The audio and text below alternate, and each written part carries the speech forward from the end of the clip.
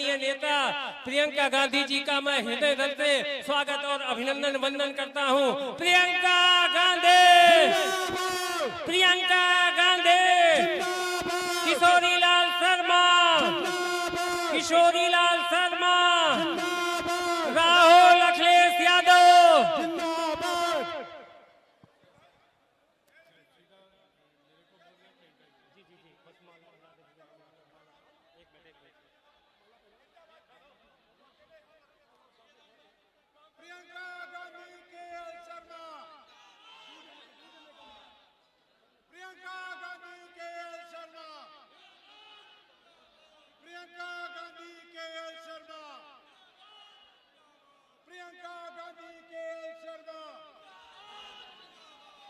प्रियंका गांधी के शर्मा, इंडिया गठबंधन, इंडिया गठबंधन, प्रियंका गांधी के शर्मा।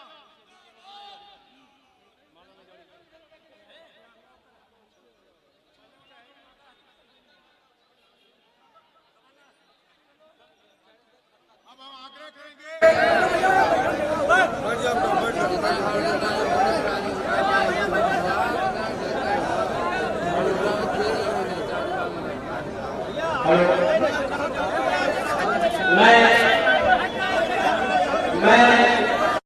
से प्रार्थना और निवेदन करना चाहता हूं कि आप लोग थोड़ा सा धैर्य और संयम बनाए रखिए। आप लोगों के बीच में हमारे आदरणीय सांसद प्रत्याशी सरल, सहज और सौम्य ऐसे प्रत्याशी जो कि पूरे उत्तर प्रदेश में ऐसे पहले होंगे, किशोरीलाल शर्मा जी, हमारी जनप्रिय नेता आदरणीय प्रियंका गांधी जी आप लोगों के बीच में है। सीधे आप लोगों के साथ मैं उनको जोड़ता हूं। आप लोगों का समय मैं ज्यादा नहीं लूंगा और मैं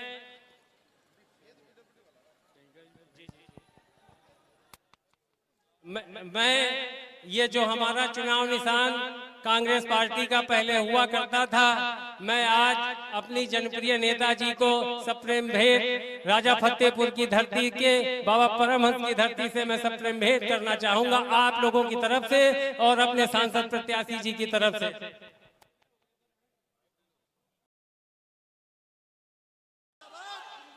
कांग्रेस पार्टी,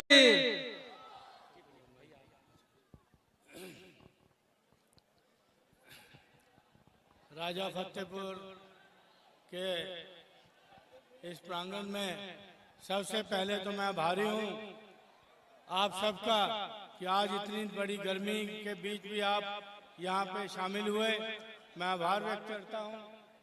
और उसके बाद क्योंकि मैं यहाँ के लिए कोई नया नहीं हूँ, आप जानते हो कि 41 साल से आप लोगों की हमेशा सेवा किया है और ये सेवा का भाव जब हम 1983 में यहाँ आए थे तो ये सेवा का भाव हमने राजीव जी से ग्रहण किया, उसके बाद सोनिया जी से ग्रहण किया और राहुल जी से ग्रहण किया।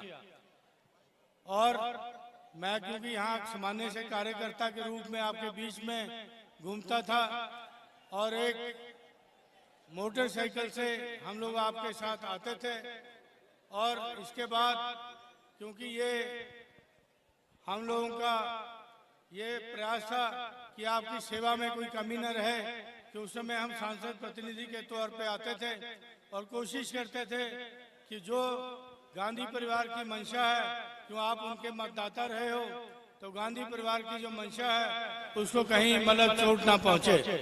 तो हमने काम किया, कोशिश किया आपके बीच कि मैं एक साधारण कार्यकर्ता का रहूं, तो मैंने कोशिश भी किया। दूसरा, मेरे को अपने बारे में कोई गलत फहमी नहीं है कि मैं कोई बहुत बड़ा यहाँ का नेता हूँ या मैं बहुत बड़ा वहाँ पे हूँ। मैं एक सामान्य कार्यकर्ता हूँ जिसको गांधी परिवार ने आपके बीच प्रत्याशी बना के भेजा है।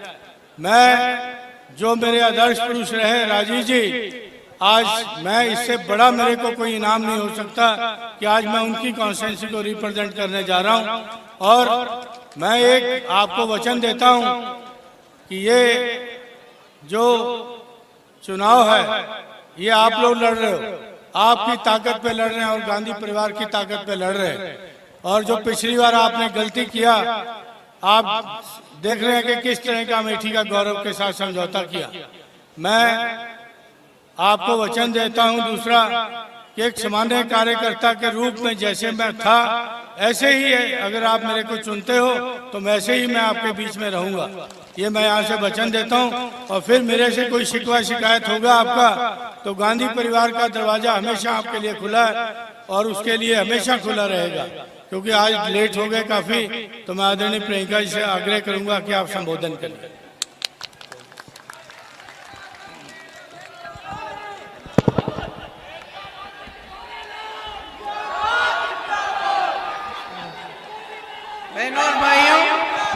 बहनों और भाइयों, सबसे पहले तो मैं आपसे माफी चाहती हूँ क्योंकि बहुत समय से आप इंतजार कर रहे हैं और आज बहुत गर्मी भी है, इसलिए मैं दुगना आभार प्रकट करना चाहती हूँ कि आपने मेरा इंतजार किया।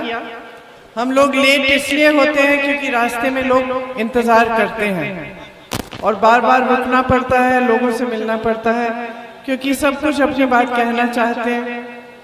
पता चलता है हम निकल रहे हैं रास्ते से तो रोक लेते हैं। तो देखिए, चुनाव है 20 तारीख को। किशोरी जी आपके प्रत्याशी हैं। कांग्रेस पार्टी से किशोरी जी उम्मीदवार बनकर आपके सामने आए हैं। 40 सालों से इन्होंने अमेठी और रायबरेली की सेवा की है। मेरे पिताजी के कार्यकाल में वो यहाँ आए और उन्होंने पिताजी के साथ काम किया। इसके बाद माताजी के प्रभारी रहे यहाँ और राहुल जी के भी प्रभारी रहे और जितनी भी आपकी समस्याएं रही उनको हम जवाब दरख्वास्त देते थे, हम इन्हीं को देते थे और कहते थे कि किशोरी जी जाके जांच कीजिए किस तरह से इन समस्याओं को सुलझाया जाए। तो आपका गांव-गांव जानते हैं, गली गली में गए हैं, यहाँ के हर कार्यकर्ता को पहचानते हैं और इसके साथ साथ आप सबकी समस्याओं को अच्छी तरह से पहचानते हैं। तो इन्होंने जो सेवा की यहाँ और रायबरेली में, उसका थोड़ा नतीजा आपने अपने जीवन में देखा होगा। जब मेरे पिताजी यहाँ आए सांसद बनने के लिए 1981 में, तो यहाँ की सारी जमीन ऊसर थी। हम खेत नहीं देखते थे, हरियाली नहीं देखते थे जब हम छोटे थे और यहाँ आते थे। बुजुर्गों को याद होगा, सफेद दिखती थी जमीन, क्योंकि इतनी ऊसर जमीन थी इस पूरे इलाके में। आज हम सब जगह देखते हैं हरियाली दिखती है, खेत लहरा रहे हैं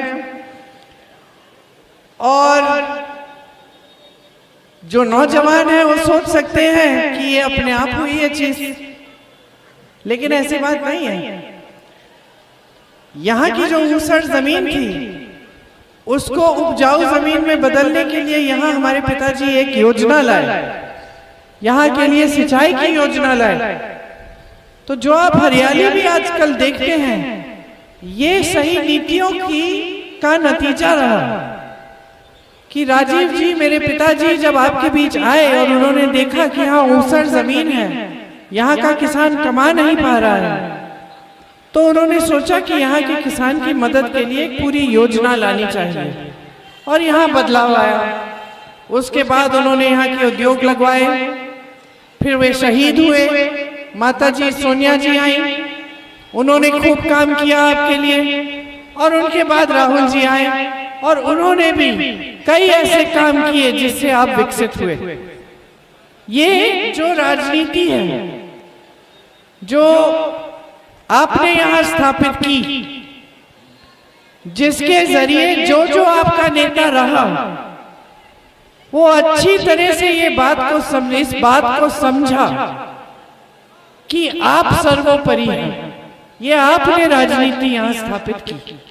मेरे पिताजी प्रधानमंत्री थे जब आपके सांसद थे, जब आपके गांव में जाते थे खुद गाड़ी चला के आते थे। उन दिनों ये ताम झाम नहीं होता था जो आज दिख रहा है। गांव में आते थे, आपसे बातचीत करते थे, अक्सर आप डांट देते थे कि राजीव भैया हमने आपसे सड़क मांगी, अभी तक बनी नहीं है। या राजीव भैया यहाँ बिजली के खंभे आपने लगा दिए, इसमें तार नहीं डलवाई। महिलाएं डांट देती थी, कहती थी हम प्यार तो करते हैं आपसे, लेकिन आपको वोट नहीं देंगे, आप काम नहीं करेंगे तो एक जवाबदेही थी नेता की आपके प्रति, एक रिश्ता था आदर का, सम्मान का, सिर्फ आपकी तरफ से नहीं, नेता भी आपका आदर सम्मान करते थे।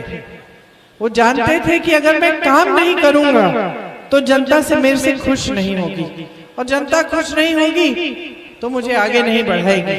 समझते थे कि जो भी है उनके पास, सत्ता है, सम्मान है, जनता ने दिया है।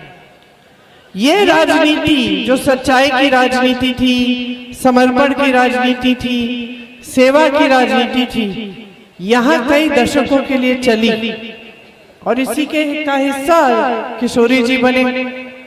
लेकिन पिछले 5-10 सालों में यहाँ एक नई राजनीति उभरी, झूठों की राजनीति। भाजपा की जो आपकी सांसद है, जब यहाँ चुनाव लड़ने आई तो उनका एक ही मकसद था, सेवा नहीं था वो मकसद। वो मकसद ये नहीं था कि मैं अमेठी को आगे बढ़ाऊंगी, कि यहाँ के लोगों के साथ मेरा कोई रिश्ता है जिसे मैं निभाने आ रही हूँ।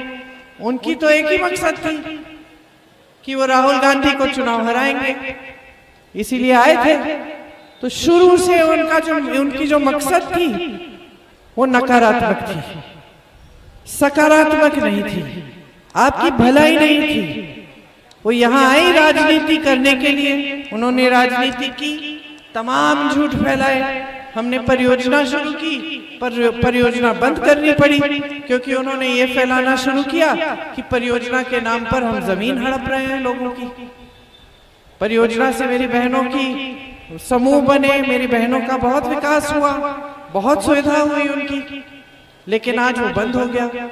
इन्होंने राजनीति की, इसलिए तमाम ऐसे प्रोजेक्ट थे जो राहुल जी शुरू करना चाह रहे थे, जिनकी नींव भी डल चुकी थी, उन्होंने बंद करा दी, क्योंकि उनका यही मकसद था कि वो राजनीति करें। उन्होंने आपकी देखभाल भी नहीं की, आपके बीच नहीं आई, जैसे आपके बाकी सांसद आते थे। मेरी माताजी गांव-गांव में जाती थी, बच्चों की आंखों में दवा खुद डालती थी, कैंप होते थे उस समय, विकलांगों के कैंप होते थे, उनमें वो जाती थी, लोगों की मदद करती थी, बेवा पेंशन वही दिलवाती थी, सबको हाथ से देती थी अपने आप। गांव में कोई समस्या होती थी, किसी की शादी होती थी, किसी का देहांत होता था, पहुंच जाती थी आपके साथ सुख बांटने, आपके साथ शोक मनाने। आज आपकी सांसद तो नहीं दिखती, टीवी में दिखती हैं, और टीवी में वही आलोचनाएं, वही गालियां, वही बातें मेरे परिवार के बारे में। अमेठी की क्या बात करती हैं, अमेठी के विकास की क्या बात करती हैं? क्या जवाब है उनके पास कि उनके और मोदी जी के राज में आज देश में सबसे ज्यादा बेरोजगारी है। 45 सालों में इतनी बेरोजगारी नहीं रही। 70 करोड़ नौजवान आज बेरोजगार हैं, 30 लाख सरकारी पद खाली पड़े हैं। क्या जवाब देती हैं? महंगाई से जूझ रही हैं आप, दुकान जाती हैं, आधी चीजें नहीं लेती, खाली हाथ वापस आ जाती हैं। उसका क्या जवाब है? जो 13 रुपए की चीनी वो देने वाली थी, जो चीनी आज आपको मिलती ही नहीं है, उसका क्या जवाब है? उसका जवाब ये नहीं है बहनों कि चुनाव के समय आपके घरों में आए, दुरदुरिया करें आपके साथ और आपसे कहे कि भगवान राम के नाम पर वचन दो कि आप भाजपा को वोट देंगे। ये जवाब नहीं है, ये आपके जज्बातों के साथ खिलवाड़ है, ये गलत तरह की राजनीति है। सही राजनीति आपसे काम के नाम पर वोट मांगेगी। मैं 10-12 साल की थी जब पिताजी ने पहली बार प्रचार करने भेजा यहाँ। मैंने जब पिताजी से पूछा कि क्या बात करूं जनता से, उन्होंने ये नहीं कहा कि जाके दुरदुरिया कराओ और बोलो कि भगवान के नाम वोट दे दें। उन्होंने कहा बेटी जाओ और जनता को ये बताओ कि हमने क्या क्या किया है, और जनता को बताओ कि हमारी क्या योजना है उनके विकास के लिए, किस तरह से उनके भविष्य को मजबूत बनाना चाहते हैं और क्या करने जा रहे हैं उनके लिए। ये कहते थे और हम आपके सामने आते थे, सर झुका के आते थे, अहंकार नहीं लाते थे अपने साथ। सर झुका के आते थे और आपको समझाते थे कि पिताजी ने ऐसे ऐसे काम किए हैं और वो आपको आगे बढ़ाने के लिए ये काम करना चाहते हैं। आज बताइए, कोई ऐसा नेता है भाजपा में, आपकी सांसद से लेकर प्रधानमंत्री तक, जो आपको काम का हिसाब किताब देता है? कोई ऐसा नेता है भाजपा में जो आपको बताता है कि हाँ भाई हमने 10 सालों में ये किया है? नहीं है। चुनावी मंच पर बड़े से बड़े नेता, जो इस देश का सबसे बड़ा पद है उस पर आसीन हमारे प्रधानमंत्री जी, आकर आपके सामने ध्यान भटकाने वाली बातें करते हैं। कहते हैं कि सावधान रहो, कांग्रेस पार्टी आपके गहने चुरा लेगी, सावधान रहो, कांग्रेस पार्टी के पास एक ऐसी एक्सरे की मशीन है जो आपके घरों में लाएगी। ये प्रधानमंत्री कह रहे हैं। ऐसी मशीन इस दुनिया में है ही नहीं जो एक्सरे से आपके मंगलसूत्र निकाल के छान के निकालेगी। प्रधानमंत्री देश की जनता को बेवकूफ समझ रखे हैं कि आकर कुछ भी कह दे जनता मान लेगी, लेकिन जनता के प्रति कोई जवाबदेही नहीं है। गुजरात गए, उन्होंने कहा अगर तुम्हारे 2 घर हैं तो कांग्रेस के नेता एक घर ले जाएंगे, अगर तुम्हारी 2 गाड़ियां हैं कांग्रेस के नेता तुम्हारी एक गाड़ी ले जाएंगे। फिर कहते हैं कि अगर तुम्हारी 2 भैंसे हैं तो कांग्रेस के नेता एक भैंस चुरा लेंगे। तो पकड़ लीजिए, अपने सारे भैंस में आ रही हूं, संभाल लीजिए कहीं मैं चुरा न लूं। ये बात है कोई? जनता हंस रही है आज, कह रही है कि ये हमारे प्रधानमंत्री हमारे सामने चुनाव के लिए आए हैं, क्या समझ रखा है हमें बताए ना कि ये बेरोजगारी कम कैसे करेंगे, कि जो हमारे देश की संपत्ति है इन्होंने अपने बड़े बड़े खरबपति मित्रों को क्यों दे दी? जवाब दे हमें। अब जवाब देने का समय आ रहा है। प्रधानमंत्री घबरा रहे हैं, आपकी सांसद घबरा रही है और गालियां बढ़ गई हैं मेरे परिवार के प्रति, और जोर से गालियां दे रही हैं।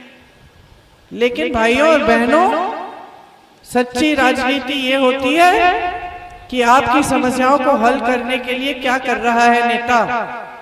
नेता को एहसास होना चाहिए कि अगर मंच पर खड़ा है और आप नीचे बैठे हैं तो खड़ा करा है आपने, और जिस दिन आप चाहेंगे उसको उतारना उतार दोगे। लेकिन आज क्योंकि धर्म के आधार पर राजनीति हो रही है और जाति के आधार पर हो रही है, इसलिए ये बात नेताओं के समझ से बाहर है।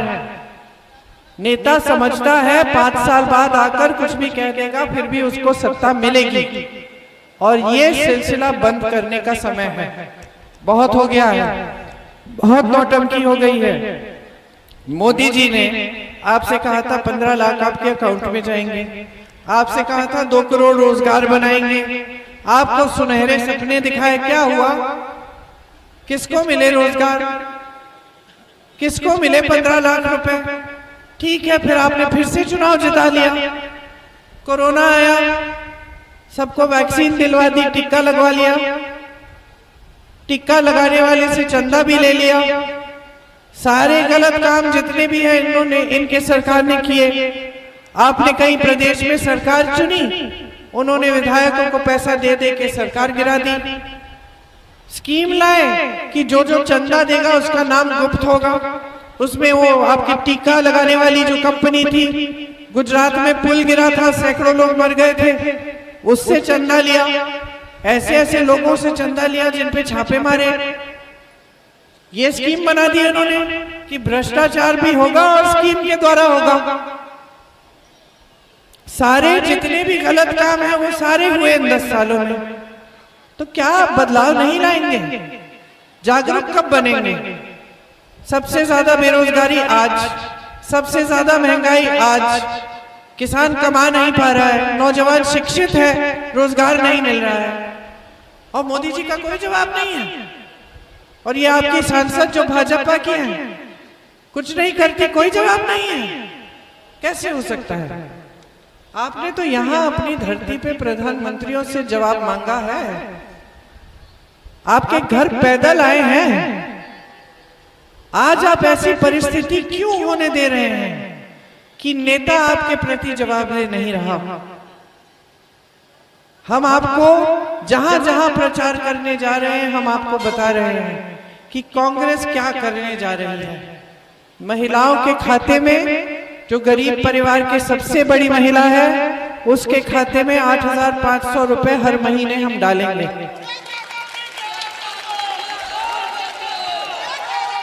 जो नौजवान स्नातक पास है, उसका अधिकार बन जाएगा कि सरकार उसको नौकरी दे। पहली नौकरी सरकार अधिकार बनाएगी। आप स्नातक पास हैं, आपको पहली नौकरी मिलेगी, आपको 1 लाख रुपए सालाना मिलेंगे। जो किसान आज जीएसटी के सारे सामानों पे दे रहा है, वो सारे खेती के सामान से जीएसटी हटाएंगे। अग्निवीर जैसी फिजूल की स्कीमों को रद्द करेंगे। 30 लाख पद खाली पड़े मोदी जी के राज में, उनको हम भर के दिखाएंगे। आपको उपज का सही दाम नहीं मिलता, हम आपका अधिकार बनाएंगे, कानूनी अधिकार। कोई भी सरकार आए, न्यूनतम समर्थन मूल्य आपको देना ही पड़ेगा। महिलाओं को आधे, सारे सरकारी जो रोजगार है उसके आधे रोजगार महिलाओं को मिलेंगे। महिलाएं जो आंगनवाड़ी, आशा बहू और जो मिड डे मील की महिलाएं हैं, जिनका मानदेय नहीं बढ़ाया गया, उस मानदेय को बढ़ाया जाएगा। केंद्र से दुगनी राशि आएगी। पूरे देश भर में मजदूरी के लिए न्यूनतम दिहाड़ी 400 रुपए होगी, कोई इससे कम नहीं दे पाएगा। हम पेपर लीक के खिलाफ कानून लाएंगे कि जिसने ऐसा किया उसके खिलाफ सख्त से सख्त कार्रवाई होगी। ऐसे तमाम गारंटी हैं जो हम आपको दे रहे हैं। अब आप कहोगे कि हमें कैसे मालूम कि ये भी कह गई, करेंगे कि नहीं? सच बात है। तो मैं आपको बताना चाहती हूँ कि जहां हमारी प्रदेश की सरकारें हैं, वहां मेरी बहनें आज के दिन हर गरीब परिवार में जो सबसे बड़ी महिला है, उसके खाते में 2,000 रुपए डल रहे हैं। हम पूरे देश भर में इसको 8,500 बनाएंगे। आज जहां राजस्थान में जहां हमारी सरकार थी, वहां 25 लाख का बीमा मिलता था स्वास्थ्य सुविधाओं के लिए। किसी भी राजस्थानी से पूछ लो, लोगों ने हार्ट के ऑपरेशन कराए, 1 पैसा नहीं देना पड़ा। वो स्कीम हम पूरे देश में लागू करेंगे। हर गरीब परिवार के लिए ये स्कीम लागू होगी कि आपको अगर इलाज करवाना है, 25 लाख रुपए तक आपका इलाज मुफ्त होगा। आज यहाँ आप आवारा पशु की समस्या से जूझ रहे हैं। रात को खेती में बैठना पड़ता है पहरेदारी करने के लिए। दिन में पूरे दिन काम करो, रात को भी आराम नहीं है। ये समस्या छत्तीसगढ़ में थी। कांग्रेस की सरकार आई, क्या किया? गौशालाओं को मजबूत किया, महिलाओं को गौशालाओं में नौकरी दी, रोजगार दिया। जो दूध मिलता था उसमें पैकेजिंग वगैरह के लिए समूह बनाए, महिलाओं के पैकेजिंग सिखाई। वो जो सामान था जो दूध से बनता था, दही, मिठाई, खोया, ये सब गांव में बेच पाई, महिलाओं की आमदनी बढ़ी। और साथ साथ सरकार ने गोबर खरीदना शुरू किया, जनता से गोबर खरीदना शुरू किया और उस गोबर का गोबर गैस बनाकर आपके घरों में डाला, तो वो समस्या ही हल हो गई। यहाँ आप 10 सालों से रो रहे हैं, कोई सुनवाई नहीं है, आपके खेत चले जा रहे हैं और किसी ने ये समस्या हल नहीं की। यहाँ की गौशालाएं देखी हैं, चारा नहीं है, पानी नहीं है, छत नहीं है, ऐसे ही गैया लेटी हुई है, मर रही है धूप में। तो सुनिए, जब सरकार की नीयत ठीक होती है तो नीतियां भी ठीक होती हैं। इस सरकार ने, मोदी जी की सरकार ने अपने खरबपति मित्रों को देश के सारे बंदरगाह दे दिए, सारे हवाई अड्डे दे दिए, कोयला दे दिया है, बिजली दे दिया है, देश की सारी संपत्ति उनको पकड़ा दी है।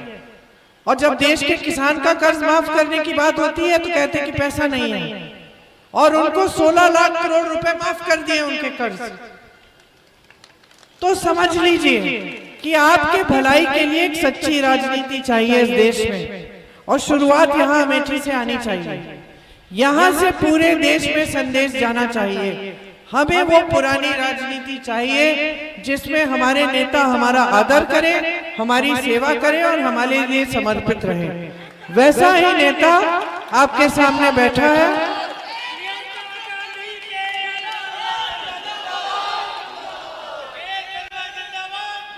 किशोरीलाल शर्मा जी आपके लिए आजीवन समर्पित रहे हैं और रहेंगे। इन्होंने हमेशा आपकी सेवा की है।